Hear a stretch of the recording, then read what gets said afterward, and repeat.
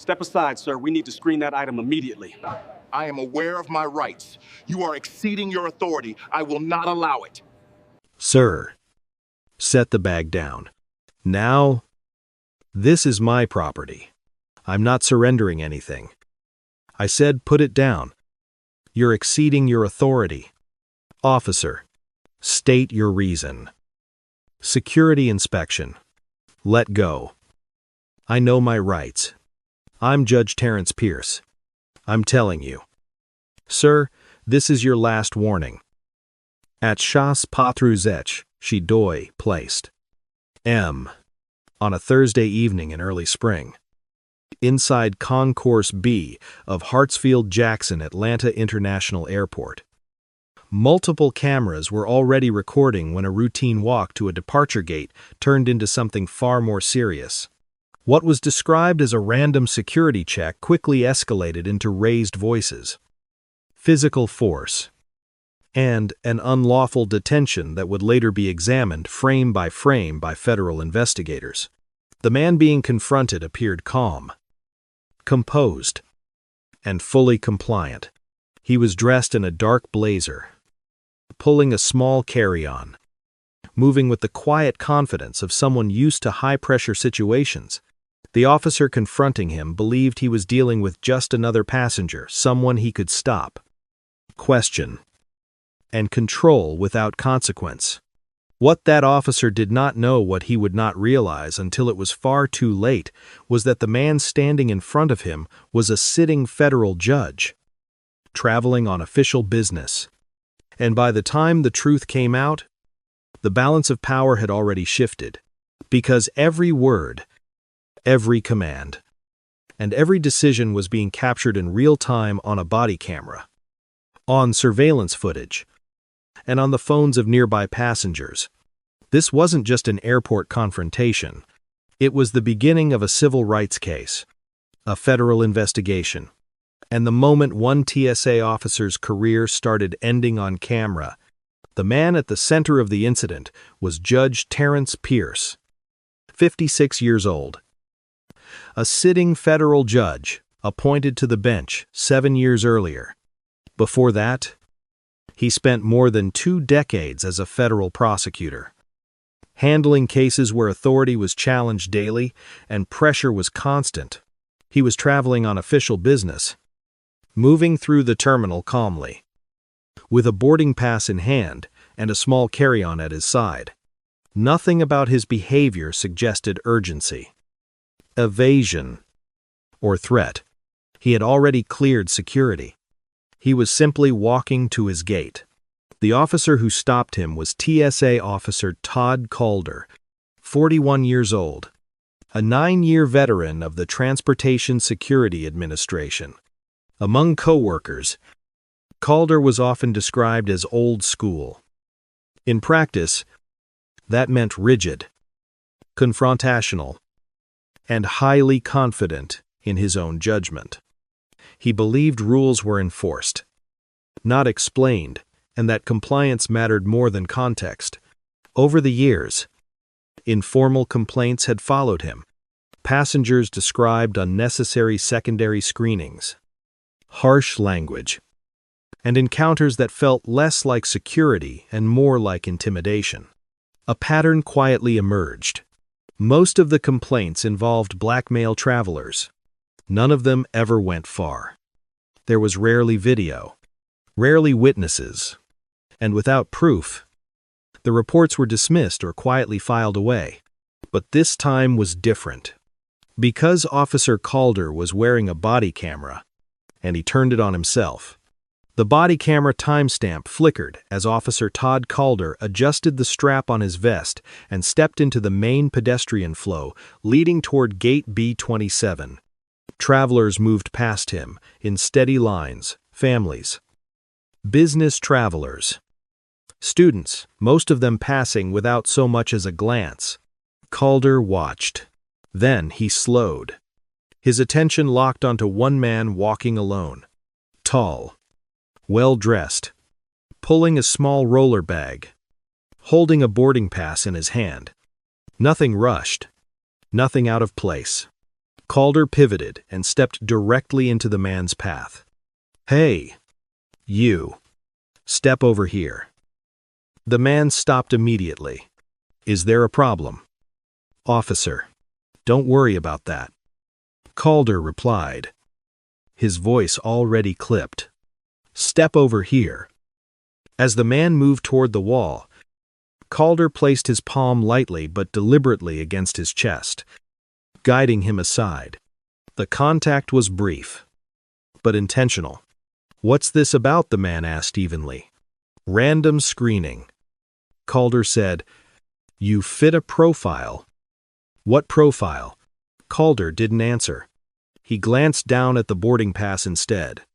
"Where you headed?" "Chicago." "Boarding in 10 minutes." Calder's tone hardened. "You're not boarding anywhere until I'm done with you." The man nodded slightly, staying calm. He had no idea yet that this moment, this decision to stop him, would soon unravel everything. Calder gestured toward the floor. "Put the bag down." The man complied, setting the small roller bag at his feet. "I've already cleared security," he said calmly. "Yeah," Calder replied. "And now you're getting checked again." Without waiting for a response, Calder bent down and unzipped the bag roughly. He pulled out a laptop case, then a stack of documents, letting them fall onto the terminal floor. "Careful," the man said evenly. "Those are work materials." Calder didn't look up. "Should have thought about that before you started acting suspicious." "I'm not acting suspicious," the man replied. "I'm walking to my gate." Calder straightened and began circling him slowly, eyes scanning from head to toe. "Where'd you get that jacket?" "Excuse me." "The jacket," Calder repeated. "Looks expensive. Where'd you get it?" The man met his eyes. "Is that relevant to a security screening?" Calder smirked. "Everything's relevant when I decide it is." Just then, a white traveler walked past a few feet away wearing a similar jacket, pulling a similar bag. Calder didn't look at him twice. The man noticed. "Is there a reason I was selected and he wasn't?" Calder's jaw tightened as he stepped closer. "You questioning how I do my job?" "I'm asking what the criteria is," the man replied. Calder leaned in. "The criteria is, you made me look at you twice." And with that, the screening stopped being routine and started becoming personal. Calder's posture shifted. His voice dropped. "Slower now. Heavier. Hands out to your sides." The man complied without hesitation, extending his arms slightly away from his body. His expression remained calm, controlled. As Calder stepped closer, his tone sharpened. "You people always think the rules don't apply." The words landed hard. "I'm sorry," the man said evenly. "What do you mean by you people?" Calder didn't hesitate. "I mean, I've been doing this long enough to know when someone doesn't belong in a secured area, acting like they own the place." A nearby woman slowed her pace. Someone behind them stopped walking altogether. "I belong here," the man replied. "I have a valid boarding pass. I've cleared security, and I've followed every instruction you've given me." Calder scoffed and stepped closer, closing the distance between them. "Turn around." "For what reason?" "For a pat-down." "Now." The man paused for a brief moment, just long enough to register what was happening, then turned slowly, keeping his hands visible. "I'd like your name and badge number," he said calmly. Calder's grip tightened as his hand closed around the man's arm. "You'll get that when I'm done." "I'm asking a lawful question." "Keep talking." Calder snapped. "And I'll detain you." The terminal noise seemed to fade as the tension thickened. A phone was raised. Then another. The man took a controlled breath. "You are escalating this without cause." Calder leaned in closer. "You don't get to tell me what cause is." And in that moment, the encounter crossed a line from questionable screening into something far more serious. Calder forced the man toward the wall and began the pat-down. It was immediate and noticeably aggressive. His hands pressed hard along the man's sides, down his arms, then along his legs, lingering longer than standard procedure ever required. "Is this necessary?" the man asked calmly. "It is when someone matches a profile." Calder replied. "What profile?" Calder leaned in closer, his voice low but clear enough for the body camera to capture. "Nervous, defensive, traveling alone, acting entitled." The man's jaw tightened slightly. "None of that is illegal." Calder's grip tightened as well. "Neither is making sure you're not a problem." A few feet away, travelers slowed to watch. A man in line whispered to his wife, "This doesn't look right." Another passenger raised a phone higher, recording everything. The man remained still. "You've searched my bag. You've patted me down. You've found nothing. I need to proceed to my gate." Calder stepped back, then deliberately blocked his path. "You're not free to leave." "For what reason?" "Because I'm not satisfied." Calder snapped. "And because you're being combative." "I have not raised my voice." The man replied evenly. "I have not resisted. I have asked lawful questions."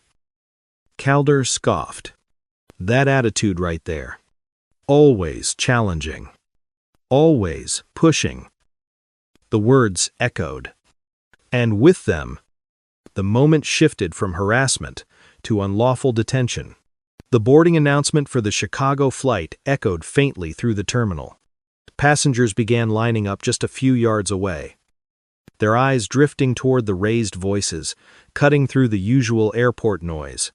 "Sir, you're not free to leave," Calder said again. "Turn fully around. Spread your feet." The man did not resist. His voice remained firm, controlled. "You are detaining me without articulable suspicion. I am asking again for your name and your supervisor." Calder laughed under his breath. "You think throwing big words around is going to change anything?" He shoved the man hard enough to make a point. The man stumbled back a step, catching himself on the arm of a chair. The body camera jolted with the movement. "You do not touch me like that again," the man said, his tone steady but unmistakably firm. "Or what?" Calder snapped. "You'll sue me. You'll cry racism." A few passengers gasped. One man spoke up from the line. "Hey, he's not doing anything." Calder spun toward him. "This doesn't concern you. Keep moving." Phones were clearly visible now, screens glowing, lenses aimed. The man straightened his jacket slowly. "I am formally requesting your supervisor and airport police." Calder shook his head. Dismissive. "You don't make demands here." "I'm not making demands," the man replied. "I'm making a record." And as the crowd watched in silence, the encounter reached a point where it could no longer be dismissed as routine.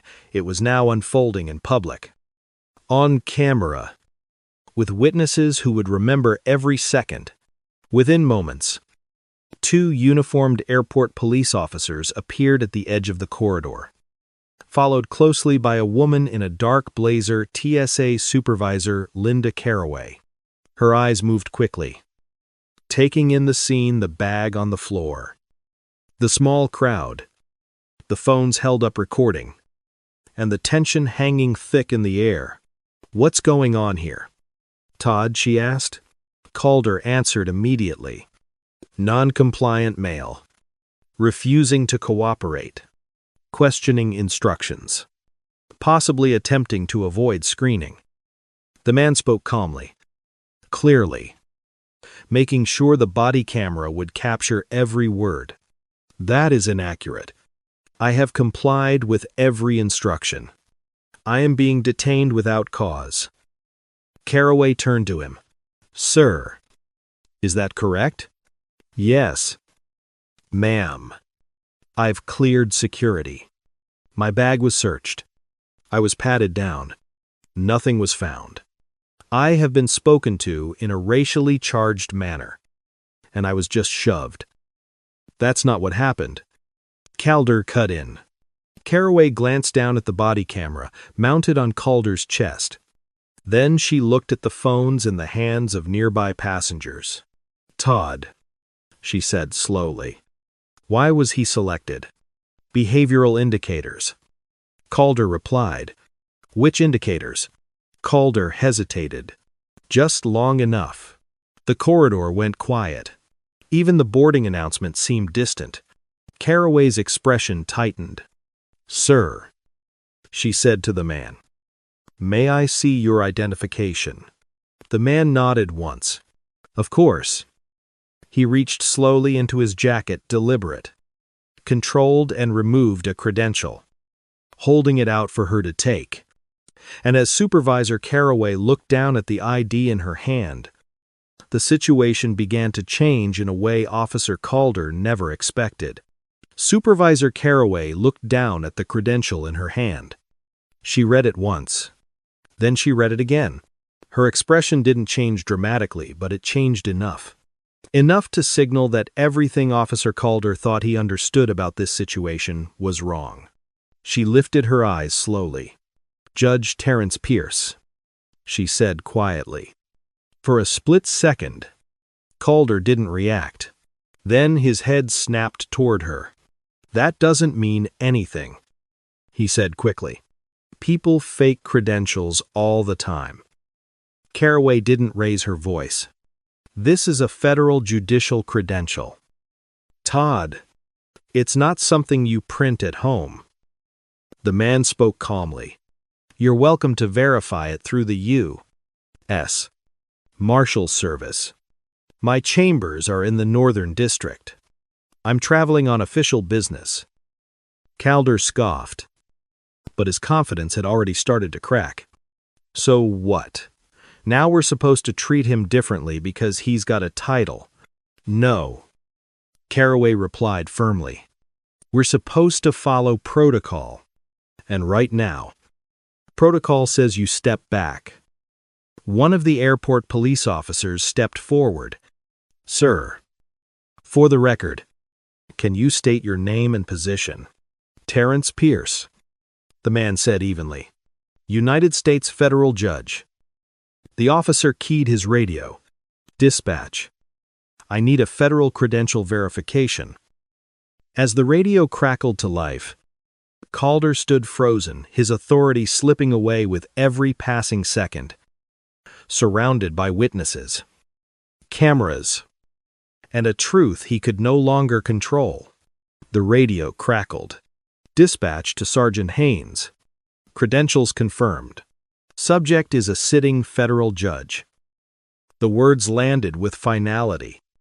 Sergeant Haynes looked directly at Judge Pierce.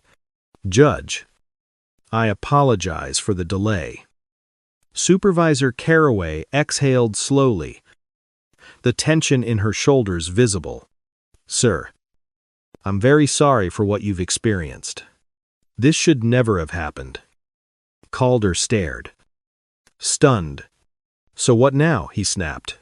He gets special treatment because of who he is. Judge Pierce answered calmly. Before anyone else could. No. I'm getting the same treatment I should have received from the beginning, lawful, professional, and without prejudice. Haynes turned to Calder. Officer, step aside. Calder's voice rose. This is ridiculous. He was challenging me. That's suspicious behavior. Challenging you is not a crime. Haynes replied, and it's not grounds for detention. Caraway's voice cut in. Firm and unmistakable. Todd, you're done here. Hand off your post. Calder froze. You're pulling me off the floor because of him. I'm pulling you off the floor because of your conduct. Caraway said, As Calder stepped back, the shift was unmistakable. The authority he had relied on moments earlier was gone, replaced by procedure, accountability, and witnesses who had seen everything. Within minutes, additional officials arrived at the scene. Among them was a woman in a dark suit who identified herself as Special Agent Naomi Krell with the Department of Homeland Security's Office of Professional Responsibility. We were notified of a potential civil rights violation involving a TSA officer, she said, her tone calm and precise. Her eyes moved from Judge Pierce to Officer Calder. Which officer is involved? Supervisor Caraway gestured. Officer Todd Calder. Krell nodded and activated a small recorder. Officer Calder, you are being placed on administrative hold, pending investigation. Your body camera and radio will be secured as evidence. Calder's voice cracked slightly. This is insane. I was doing my job. Krell didn't argue. Your job does not include discriminatory detention or use of force without cause. Judge Pierce stepped forward. I am requesting that all footage be preserved body camera, CCTV, and any passenger recordings. It will be, Krell replied. As Calder was escorted away from the corridor, he turned back once, his voice bitter. So, this is how it ends. You get me fired and walk to your plane like nothing happened.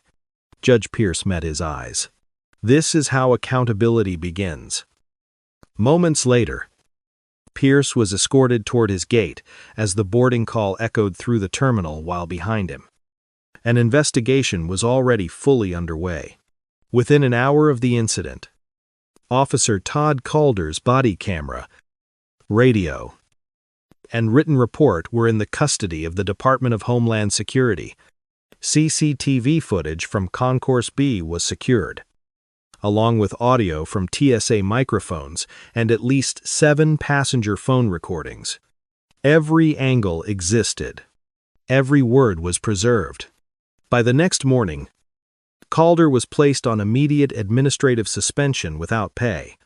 His access badge was deactivated. His weapon was turned in. He was ordered not to contact any witnesses. 2 days later, Judge Terrence Pierce filed a formal civil rights complaint through the Department of Justice, citing unlawful detention, use of force, and racial discrimination under color of federal authority. The investigation moved quickly. Internal Affairs confirmed that Calder had been the subject of multiple prior complaints over 8 years, each involving black male travelers. All had been dismissed for lack of evidence. This time, there was no lack of evidence. 3 weeks later, Officer Todd Calder was formally terminated for cause. His union declined to pursue arbitration after reviewing the footage. The Department of Justice opened a civil rights investigation under federal law. 6 months after the incident, the civil case was settled. The amount was not disclosed, but sources confirmed it included financial compensation, mandatory policy reforms, bias training, and federal oversight of screening practices at the terminal. Calder's law enforcement credentials were permanently revoked. He was placed on a national do not hire list. No federal agency would take him back. The last image of him in uniform remained frozen on his own body camera standing in Concourse B. Authority slipping away, unaware that the man he chose to profile was the very person who would ensure accountability. Judge Terrence Pierce continued his service on the federal bench. The airport returned to routine. Boarding calls, rolling bags, passing crowds. But the footage remained, and so did the record. Because when power is abused and the camera is rolling, the truth doesn't forget.